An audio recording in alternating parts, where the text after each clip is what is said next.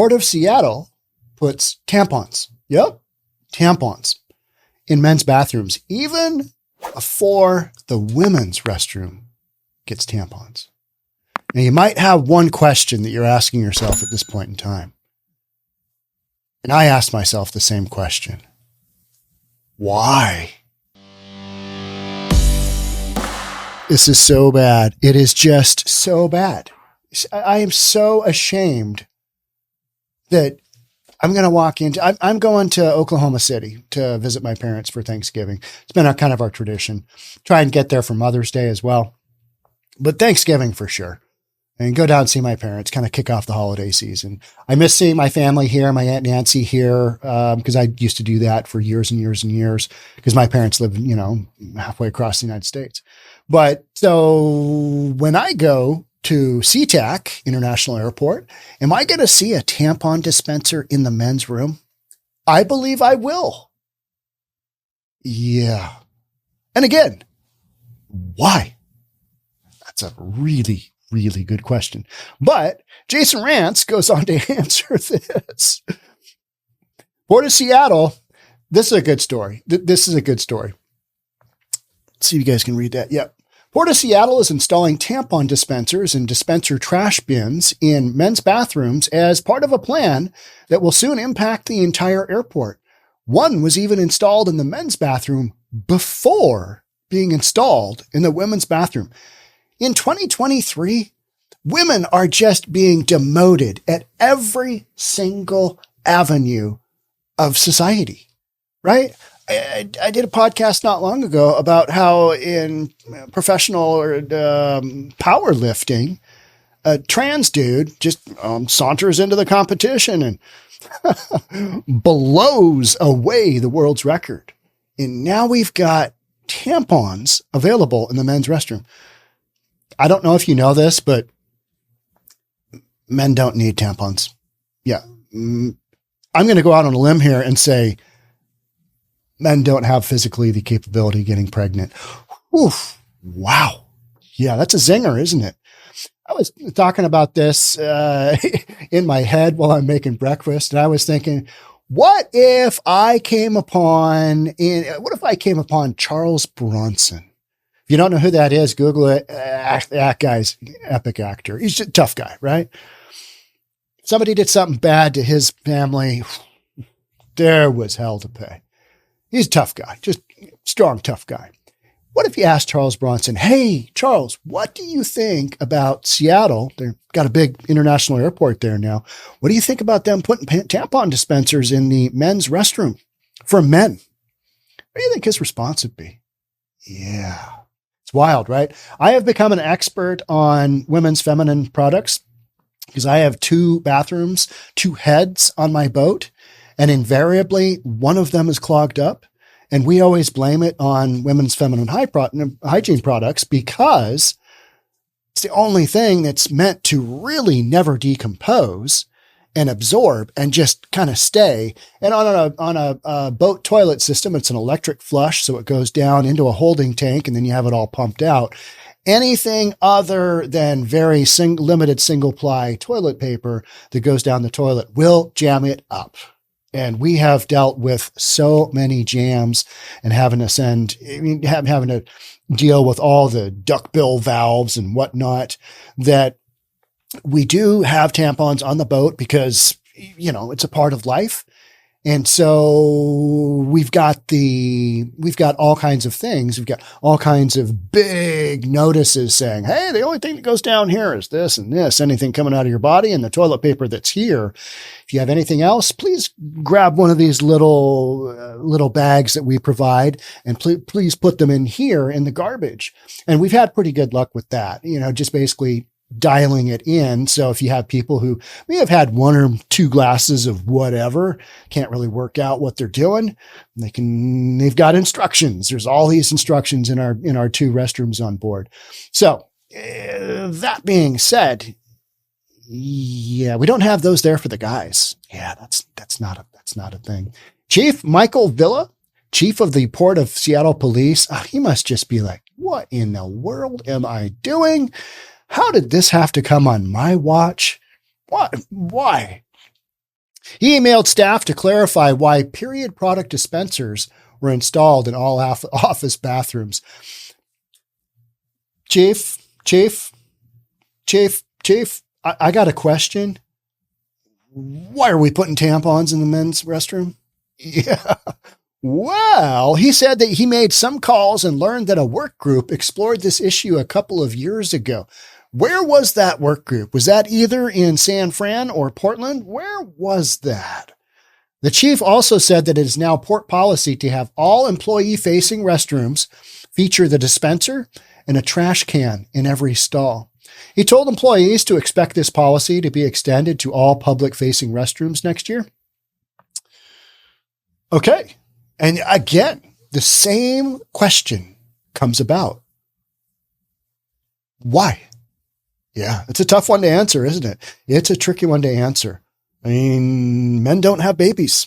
And this is part of that baby making cycle, isn't it? Yeah, it's literally part of women's cycles monthly. And without that cycle, we wouldn't be here, right? So it's a very integral, important part of life. But men don't need tampons. Period. Boom. I know that is a shocking one, but yeah, we're just going to roll with it. Here in Seattle, we're just going to be, tampons can be used for a lot of things. You get a gunshot wound, stick one of those in there, it will absorb. According to an employee who reached out to Jason Rant's show on KTTH, the odd phrasing of the chief's email, foregoing language like tampons or feminine hygiene product, was due to woke internal politics. He wasn't able to write feminine hygiene because feminine isn't inclusive. Ooh. Again, what? What? Yeah, right? And hygiene implies it is dirty. I don't think anybody takes that away from it. If you said bad hygiene, that's one thing. But hygiene is just how to keep yourself. Yeah. What are we even doing here? My state, my city is so ridiculously upside down. I mean, literally, insert head, up ass, don't look around. Just, this is the greatest thing ever. Tampons in the men's restroom. Notably, the tampon dispensers and bins were installed in the male bathroom before the female bathroom on the administration side of the Seattle Port of Seattle police offices. A Port of Seattle spokesperson did not dispute this ironic detail, saying maintenance crews have been installing the hygiene product dispensers. Oh, wait a minute. We can't say hygiene. What do we say instead? I don't even know what you're supposed to call it now, right? Hygiene product dispensers, as they've been available and regularly scheduled crew shifts, have been able to install them. He noted that as the second batch of dispensers are being installed, complimentary tampons are being placed in the communal baskets. That's what we have on the boat. Got a basket. If you need one, hey. What I always tell people is congrats on not being pregnant. Well done. Because got a lot of young people on the boat, typically big parties, whatnot.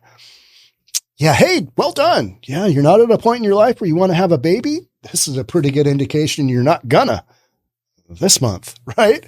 So I get that. You got communal baskets, but if I walk into the SeaTac airport and there's a basket of tampons there, I mean, it's tough enough just to get to the airport, right? You got to fly out. You got to make sure you got your ID. Got to make sure you don't have a gun in your bag. Like the Republican from Washington, from Longview, Washington, gets all the way over in China and reaches into his bag, or so he says. And, he's got his revolver there. Oof, yeah. How did he make it through security with a gun in his walk-through bag? Don't know. But this whole concept here, to me, this makes zero sense. I mean, think about that, mechanics of that. So if you are, we're talking about the trans community, ish, right? So if you are a trans man, meaning you are a woman that is transitioned to being a female, are you going to have a monthly cycle? I mean, there's so many questions here with so few answers. This is just, we need to be inclusive for everybody. Yeah, but men don't need tampons. That's what I keep going back to, right? Men don't need tampons. There's so many, there's so many people I would love to ask this of that are older generations, that if you told them, hey, could you go grab me a tampon? They're in the men's restroom. They'd be like, what? Are you nuts? This is ridiculous. And it is. Welcome to Seattle. We're so inclusive. We celebrate diversity. We do all this stuff. Tampons for all. But who in the world is this actually marketed to? Because the last I heard, you couldn't do enough surgery to actually have a biological male get pregnant and have a baby. So what are we worried about? What are we worried about? Because somebody that is a man, that is a trans man? See the confusion here? Aren't they just going to walk into the women's restroom and grab one? Isn't that what's going to happen? I mean, realistically. So why do the rest of us need to go, oh yeah, hey, I'll grab one for my wife. Maybe that's what this is all about. Convenience, right? But no, your wife can go into her own restroom and get one, right? Go in there and get one. It's just not that big. Yeah. It's important to our organization that all individuals have the necessary hygiene products they need while using our public facilities, especially as those facilities are serving such a wide and diverse customer base as the thousands of passengers from around the world. We want to ensure that everyone has the same access to hygiene products they may need at any time at our facilities, the spokesperson said in an email to Jason Rant's show on KTTH. But inherently, those who need them can walk into the women's restroom and get them because they're women. Anywho, this is so ridiculous. Starting in 2024, SeaTac Airport will also get the farcical bathroom upgrades, and that's what they are. It's just a massive farce, right? There's nobody that's really expecting tampons to be in the men's restroom. This is just virtual signaling of the nth degree, isn't it? It's like, we are so woke. We want everybody to have the access to a tampon. And then the immediate question is why? Men don't need them. Oh, but you're not being inclusive. Who am I omitting? Where have I gone wrong with my logic here? The port earmarked $200,000 to expand the tampon project to all airport restrooms. Spokesperson notes the funds come from airport and marine maintenance fees. Great. I'm paying for them directly. Marine maintenance fees. That's excellent. Which are used to cover items like toilet paper and paper towels. Tax levy dollars are not being used. Oh, okay. Well, I feel better then. I mean, tampons for all. Tampons for all. Congrats on not being pregnant. Tampons for all. It's all good. Commissioner Toshioko Grace Hasagawa was the proponent of the tampons in men's rooms policy. Grace, Commissioner Toshiko, you're stepping in uncharted territory there, right? I don't think we need them in the men's restroom. I don't think that's, it's not really necessary, is it? After initially offering the commissioner for an interview, the offer was rescinded. Though it seems unnecessary to say, men do not get periods and do not need or use tampons. Them are fighting words right there. I think we're onto something right there. It's so ridiculous. But the Port of Seattle, along with almost every other Washington government agency or entity, pretends gender is fluid and that transgender men are biological men. The issue is, if you want to identify as that, all right, if that's your thing, if that's your party, all right, I don't agree with it.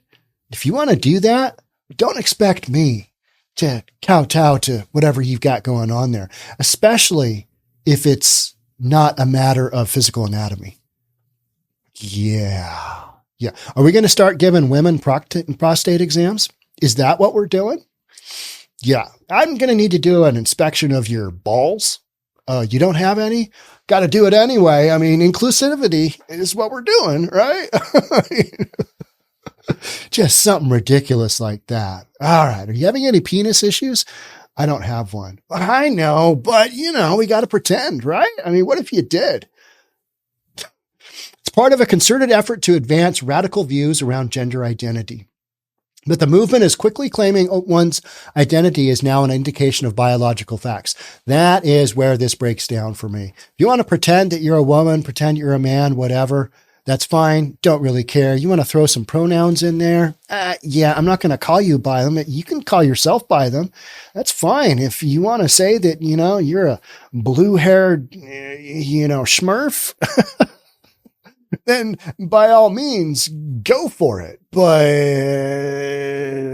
yeah, and it's little more than a virtual signal. No, it is just that. It is a massive virtue signal. We are so woke that we're putting them in the men's restroom. Port of Seattle, how many dudes do you think are going to go in and if they see a basket of tampons, just immediately take them out and just throw them into the hallway? Yeah, right? This is a huge waste of taxpayers' dollars. Oh, wait a minute. Oh, yeah. No, it's coming. Money's coming from somewhere for this, right? Yeah, it's taxpayers' dollars. The Port of Seattle really wants you to know that they're on the right side of the gender debate. This isn't the right side. This is just absolutely biologically incorrect. And from that standpoint, we shouldn't be spending money on it. We got a lot of other things we need to be spending on. That $200,000, yeah, something else. Anything else would be a fine use of money. I don't care what it is. A couple $100,000 worth of potholes. Oh yeah. Yeah, we could use that. Washington State's got some of the worst potholes in the United States. We do. Yeah, I know. But instead, we're installing tampon machines in the men's restroom. Despite polls that overwhelmingly agree that we shouldn't pretend there are no differences between men and women. Everybody knows this. Everybody knows this. But then we've got this really loud vocal portion of the far extreme left that's like, nope, you got to have it for everybody because, And then there's no logical facts behind why men need tampons. Well, you might have. Well, that's a woman. If you need that, you're a woman. Period. Oh, no, you're not being inclusive. This circular argument. Those responsible for these moves believe that they're above answering basic questions about their decisions. They think they're evolved on issues around gender, so we have no right to ask them. Hasegawa seems to be one of the radicals who will use her personal views to dismiss public concern. These ideologically driven decisions come with employee and passenger concerns, along with legal implications. If men can't use women's bathrooms when they don't present as a woman, but identify as one, should no one be concerned that a bathroom policy is possibly being abused? Seen a lot of footage of, 6'4" transgender woman, man, whatever it is, trying to go into the women's restroom. And some mom was like, I don't think so. No, you're not a man. You're not a woman. You're a man, and they're like, no, I identify as a woman. Don't really care. You've got the equipment. Don't want you in here with my daughter, my little daughter. It's a hard no-go. And if there is concern about a bathroom policy is being abused, who inquires on behalf of the employee or passenger who has concerns? Should adult men feel comfortable using a urinal when a prepubescent girl walks in and the victim of a parent who pretends that she's a boy before she even understands the concept of gender identity? That's a good question and very valid. Yeah, what are we doing here? All right. Yeah, all right. I guess we'll just go into the stall till we handle this. And why not just make all bathrooms gender neutral with single stalls if there's no difference between men and women? We have restaurants in Seattle that have done that. They have gone to that. You go into this area and you'll have Duke's in Seattle is a perfect example of that. On the left, you've got 4 single-use restrooms, and on the right, you've got 4 single-use restrooms. They each have a sink and a toilet and a do they have a urinal? I can't even remember. It's kind of weird. You'll be like, oh, a woman just came out of that one. I guess I'll go there. All right. I kind of like the idea of men and women just using separate restrooms. That just seems inherently in a public setting. That seems just more reasonable to me. But, I'm 55. So I am on the youth of old age is what somebody told me the other day. And that's so funny because it's so true. All right. You're relatively young for a really old person, but you're old for a young person. You are the youth of old age. Asking any question around these issues gets you labeled a transphobe. My issue with that is men don't need tampons. That's not transphobe, right? That's just basic biology. But it's a strategy used by the radical left to silence anyone who opposes their gender ideology, ensuring that their agenda is adopted and legitimized. They're forcing a societal change around gender, and they're doing what they can to stop an opposition. Yeah, this stuff is runaway freight train in my area. It just is. And it's like, there's a lot of folks on the left that I think are like, yeah, this doesn't make any real sense. But you've got this far left extreme that basically is like, no, I'm going to have tampons for everybody. Got to force everybody into this inclusivity. And if you want to pretend that you need a tampon, hey, I'm not going to stop you from your dreams, whatever those might be. But basic biology to me dictates something else. And that is, yeah, don't really need tampons. Oof. Apparently those are fighting words, especially here in the state of Washington, especially in Seattle. You go east of the mountains. Why would buy tampons? Men's restroom? No, that'd be a hard no-go. Anywhere that's reasonable is a hard no-go because it's just an enormous waste of money. Period. I have beaten this one to death. Thank you so much for being here. I'll catch up with you in the next one. Bye for now.